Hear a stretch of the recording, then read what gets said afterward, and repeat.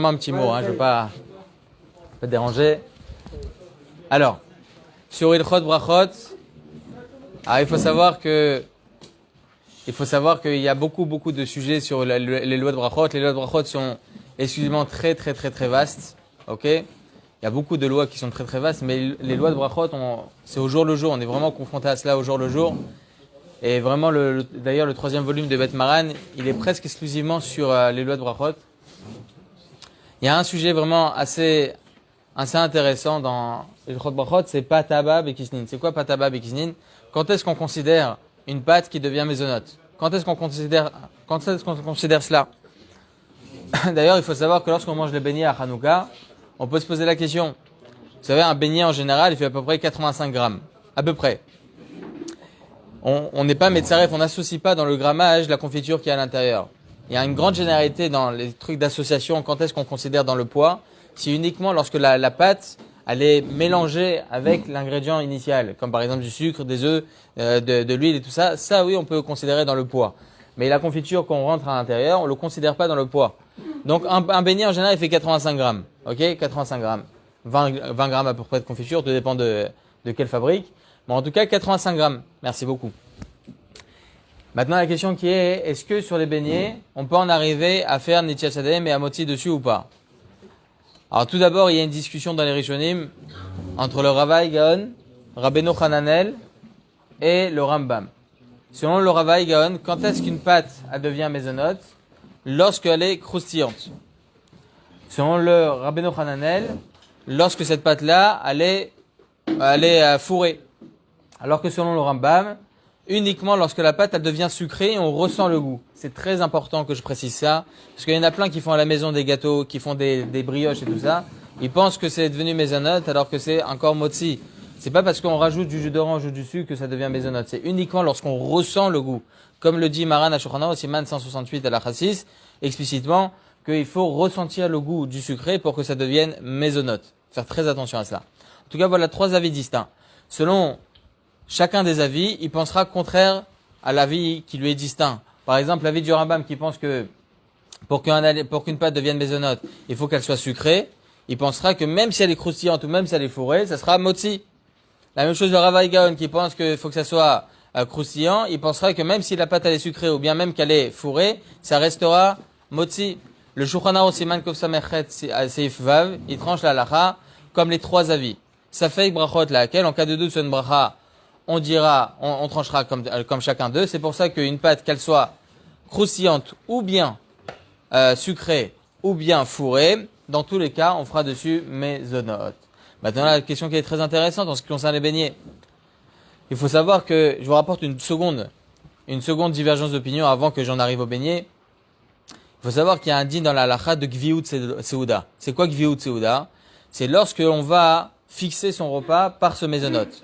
Étant donné qu'il y a un doute dans la halakha, comme qui on tranche la halakha, selon le Ravaï Gaon par exemple, lorsqu'une pâte elle est sucrée, on fera toujours motzi. Alors c'est pour cela qu'on tranche la halakha, qu'à partir du moment où on va être kové à Seuda, on va fixer son repas avec ce même pain-là, avec cette même pâte-là, alors on devra faire Netiat Yadayim, Amotzi et Birkat Hamazon. Je vous donne la halakha. Il y a une discussion entre Rashi et Rambam, quand est-ce qu'on est kové à Seuda sur du mésonote. Selon Rashi, lorsqu'on mange 162 grammes, j'abrège, parce qu'il y a d'autres calculs derrière. 162 grammes. Pardon, 216 grammes. Alors que selon le Rambam, 162 grammes. Shulchan Aruch tranche la halakha comme le Rambam. Et donc, à partir de 162 grammes de mésonote, on devra faire Netiat Yadayim, Amotzi et Birkat Hamazon. On tranche pas comme le Shulchan Aruch la halakha, parce que ça fait brachot laquelle. Comment tu peux faire Birkat Hamazon où il y a 4 berachot, alors que, selon Rashi, c'est qu'à partir de 216 grammes. Selon Rashi, moins de 216 grammes, on fait à la mechia, donc une seule bracha. Ça fait brachot laquelle, on fera uniquement qu'à partir de 216 grammes, Netiat Yadayim, Amotzi et Birkat Hamazon. Donc si on mange maintenant à peu près 3 beignets, 2 beignets et demi, on arrive à 216 grammes facilement. Ok, Blainara, à Hanouka, on grossit plus qu'à Rosh Hashanah. C'est comme ça, on sait pas pourquoi. Ok, il y a pas beaucoup de lois pourtant, mais on grossit plus qu'à Rosh Hashanah. Et si on mange à peu près 2 beignets et demi, 3 beignets, on devrait déjà faire Netiat Yadayim, Amotzi et Birkat Hamazon. Il faut savoir que selon la halakha, il y a un doute à ce sujet aussi, parce que le Ginat Vradim, il dit effectivement, même si c'est cuit sur le feu, il y a à peu près 350 ans le Ganad Vradim, même si c'est cuit sur le feu, même si on poêle et tout ça, quand bien même, ça restera à moitié de la si on mange une quantité initiale, comme on l'a dit au préalable. Mais, en ce qui concerne la halakha, ça aussi on dit ça fait brachot laquelle. À partir du moment où c'est cuit sur le feu, ça rentre plus dans le paramétrage d'un moti. Un moti, normalement, c'est cuit au four. Donc, tant que ce n'est pas cuit au four, on ne pourra jamais être kové à Souda sur un tel maisonnote. Et donc, même si on mange blainara, 1 kilo de beignet, on fera jamais dessus, netchetadaim, amoti, berkat Amazon. Voilà. Je voulais pas trop. Je continue encore? Oh, Adonai, Eloheinu melech haolam, shakon yavidro. Selon cela,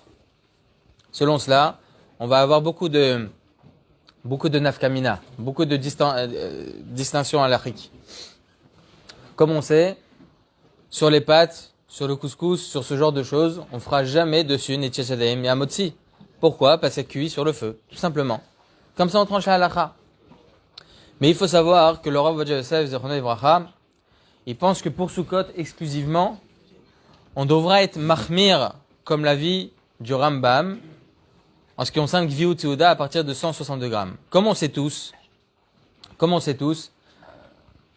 lorsqu'on rentre dans la souka, on va manger motzi, on devra faire dessus les chefs basouka. Maintenant, si on est kové à Seuda sur du mezonot, on devrait aussi faire la bracha de l'échef basouka. Nachon? Étant donné que c'est comme du motzi. Alors, le Rav Ovadia, il dit la chose suivante. Il dit qu'étant donné que c'est une bracha de la Torah, les chefs basouka, c'est pas une bracha de la Torah, c'est une misva de la Torah, de s'asseoir dans la souka et manger motzi. Lorsque vous allez manger motzi dans la souka, vous allez être mekaim la misva de Sukkot, tishvu ken taduru. Ok? Donc, à partir de ce moment-là, le Rav Ovadia, il dit que même à partir de 162 grammes, on peut faire dessus déjà les chefs basouka.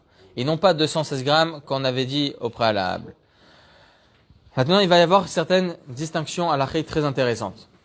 Si on considère la cuisson sur le feu comme étant une cuisson, et non pas comme étant enfourné au four, donc on a dit maintenant par rapport à motzi ou bien bichoul, il faut savoir qu'il y a une différence entre bichoul et afiya, entre cuisson sur le feu et cuisson au four. C'est quoi la distinction halachique?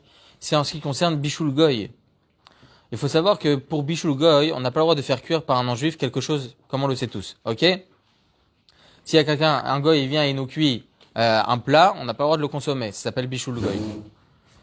Par contre, par rapport au pain, il y a écrit comme ça dans la Gemara, on est beaucoup plus mekilim, on est beaucoup plus souple. Pourquoi? Parce que le pain, c'est la vitalité de la personne.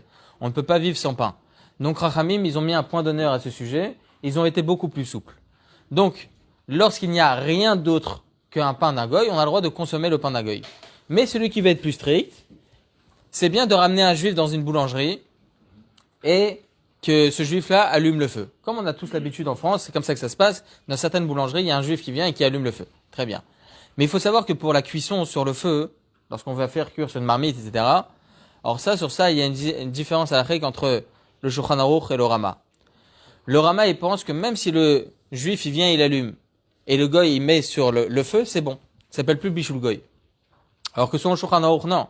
Si le juif, il vient, il allume, il faut obligatoirement qu'il mette sur le feu. Il doit faire les deux actions. Si, par contre, le goy, il met sur le feu, mais le feu, il n'est pas encore allumé, et le juif, il vient derrière, ça aussi, c'est permis. Donc, si on considère les beignets comme étant cuits sur le feu, on ne pourra plus être mekel par rapport à bichoul goy. Pourquoi? Parce qu'on vient de dire maintenant que cette pâte-là, elle n'est pas considérée comme du pain. Ok? On a tranché la halakha que même si on mange 1 kilo de beignets, on ne fera pas dessus ni tchetchadaim, ni amoti, ni birkat Amazon. Parce que c'est frit, c'est sur le feu. Donc, en fin de compte, les paramétrages de ce beignet-là seront comme bichoul, ne seront pas comme afiya. Donc, selon cette distinction, on verra qu'on devrait être mahmir par rapport à bichoul goy. Si maintenant, il y a un goy qui vient et qui met sur le feu lui-même les beignets, moi je l'ai allumé et lui il met les beignets sur le feu, c'est interdit, c'est un problème. Alors que si on considère, comme l'avis du Ginad Vradim qu'on a dit au préalable, que ce beignet-là, même s'il est cuit sur le feu, ça reste selon les paramétrages d'un pain, on pourrait être plus mekel. Donc comment on tranche la halakha? D'un côté, on dit que ça rentre pas dans les paramétrages d'un pain, et d'un autre côté, on doit être plus mahmir parce que c'est considéré comme étant une cuisson sur le feu. Comme quoi on tient la halakha. Le Rav Ovadia Yosef Zichrono Livracha rapporte comme ça dans son responsable Yachav Da'at, que étant donné que là la vie du Ginat Vradim, du Ginat Vradim, il considère ce beignet là comme étant du pain, c'est-à-dire qu'on peut être kové à Souda sur ce beignet, même s'il est cuit sur la poêle. Alors, étant donné qu'on a son avis, le Rav Ovadia Yosef fait un sfek sfeka. Ça fait peut-être que la halakha est comme le Ginat Vradim, et donc ça rentre dans les paramétrages d'un pain, et donc on pourrait être plus mekel par rapport à Bishul Goy. Et deuxième, ça fait peut-être que la halakha est comme le Rama, que on peut être plus mekel même par rapport à un Bishul normal. Juste le fait que le juif vienne allumer, c'est suffisant. Sfek sfeka, c'est pour ça que pour les beignets, on peut être plus mekel, même si le goy il vient et il met sur le feu lui-même. Très bien. Autre chose. On finit pas par là. Encore un peu? Je suis pas trop préparé. Autre chose. Par rapport à la bracha de Alamechia. Par rapport à la bracha de Alamechia. Il faut savoir que la bracha de Alamechia que l'on va faire sur les beignets, ok, donc on a tranché la halakha que dans tous les cas, ça sera Alamechia, on fera jamais dessus Birkat Amazon. Alamechia, il faut savoir que le Rav Shlomo Zalman Auerbach, Zichrono Livracha, il dit pourquoi on mange les beignets à Hanouka.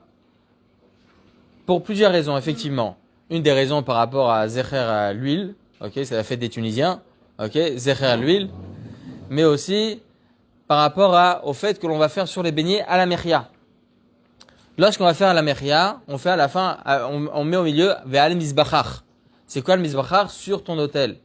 Il faut savoir au temps de Hanouka, lorsqu'il y a eu le problème de Hanouka, à l'époque de Hanouka, les Yevanim, ils sont venus, ils ont impurifié le temple, ils ont impurifié les huiles, etc.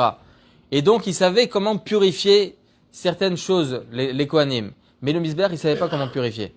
Comment purifier un misbéach? Comment purifier un autel? Là, on va rapporter les sacrifices. Qu'est-ce qu'ils ont fait, étant donné qu'ils ne savaient pas comment purifier? Ils ont détruit le misbéach. Ils l'ont mis dans la gnisa. Ok? Ils ont été gonezota. Et ensuite, ils ont reconstruit un misbéach. Et là, il y a eu Hanouka à misbéach lors de Hanouka. À la période de Hanouka, entre le café Bekislev et le 2 Tevet. Zecher, ce misbéach-là, on fait à la mechia, ve'al misbachar. Dans le Birkat Amazon, on rappelle pas le misbéach. Dans le al mechia, on rappelle le misbéach.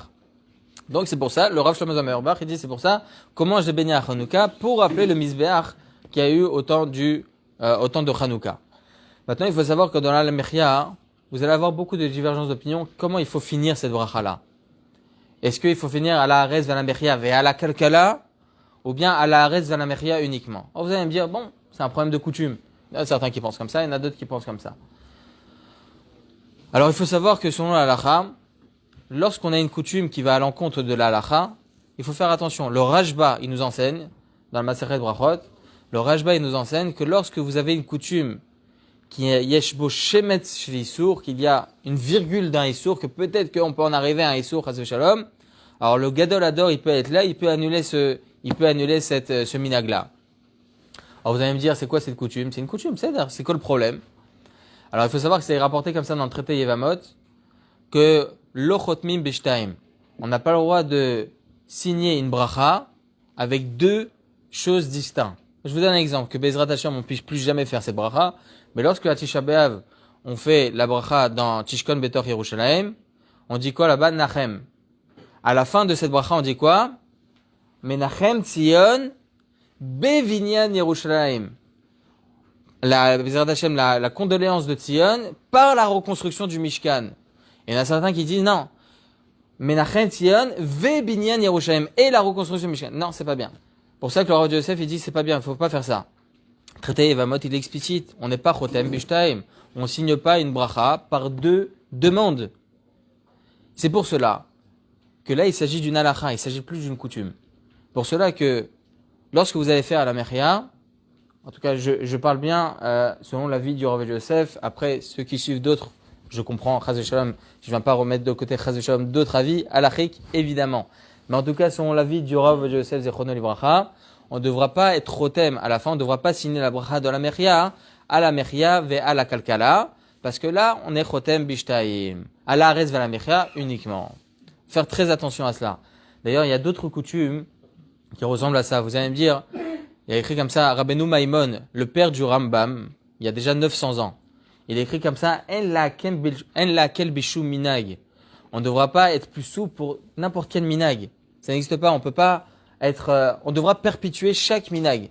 Au point où le Rabbeinu Maimon, c'est le premier qui a rapporté, c'est pour cela qu'on a l'habitude de manger des beignets à Hanouka. Rabbeinu Maimon, déjà il y a 900 ans. Alors selon cela, comment Maran Arav Yosef Zechrono Livracha, il a pu venir et annuler certains minagim. Il y en a plein qui ont été vraiment frustrés de voir certains minagim qui ont été annulés, etc. Mais essayons de comprendre. C'est un gadolador, le Rav Yosef. Donc essayons de comprendre son avis. Alors c'est rapporté comme ça dans Yerushalmi, Masechet Maaser Sheni.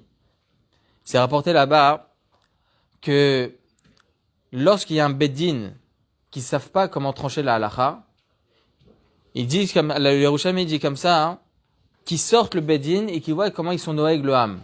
Comment se comporte le peuple. Comment il se comporte le peuple, tu trancheras la halacha. Donc on voit qu'on suit le minag, la coutume. Mais quand est-ce qu'on dit cela? Quand le beddin ne sait pas comment trancher une halacha. Lorsque le beddin sait comment trancher la halacha, lorsque le gadol adore sait comment trancher la halacha, on ne peut pas mettre en évidence la coutume à l'encontre de la halacha. Il y a plusieurs coutumes qui existent comme ça. Il faut savoir qu'à chaque cours, je le dis ça, les coutumes, ils sont très importantes. Nos grands-parents, nos arrière-grands-parents, s'ils n'avaient pas fait certaines coutumes, on n'aurait jamais été là, moi j'aurais jamais été là pour enseigner. Évidemment. Parce que sans eux, on n'aurait jamais pu rien être. Masa avot siman abanim. C'est très important. Ce qu'ils ont fait, et je le dis à chaque fois, mais Zechrono Livracha, mon grand-père, il m'a raconté une fois qu'ils avaient la coutume de manger les chalot, le Shabbat, c'était obligatoire. Mais ils allaient le chercher vendredi soir, les chalot chez l'arabe. C'était très important. Les chalot, c'est très important, mais c'était bien évidemment par naïveté, ils ne savaient pas que c'était interdit de porter dans un endroit public, etc. Évidemment. Mais encore une fois, ces coutumes-là, ils étaient très importantes et c'est cette tradition qu'ils ont gardée, qui ont fait que, Baruch Hashem, on est là aujourd'hui. Mais on apprend.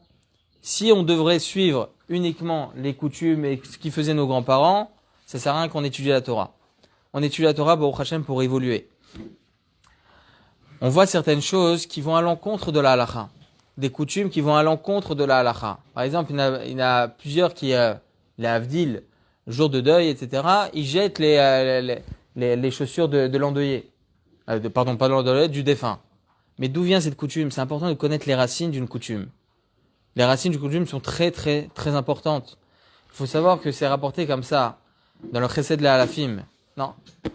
Sefer Chassidim. Sefer Chassidim. Il dit comme ça, que on déchire les chaussures d'un défunt. C'est rapporté. Mais quelles chaussures? Chas v'shalom, la avdil, etc. Mais uniquement les chaussures qu'il avait au moment où il est décédé. Pourquoi? Parce que le nefesh, il sort de là-bas. C'est rapporté comme ça, c'est Sefer Chassidim. Donc pourquoi déchirer toutes ces chaussures?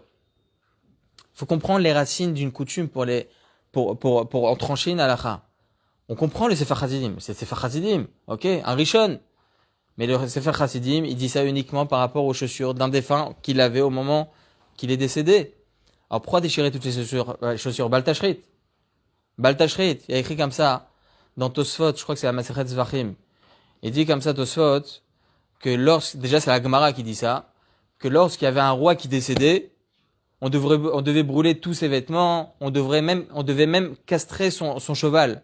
Pourquoi? De peur qu'on en arrive à diminuer le kavod de ces habits-là ou diminuer le kavod de ces animaux et qu'un paysan allait s'asseoir sur son cheval ou bien un paysan allait porter ses vêtements.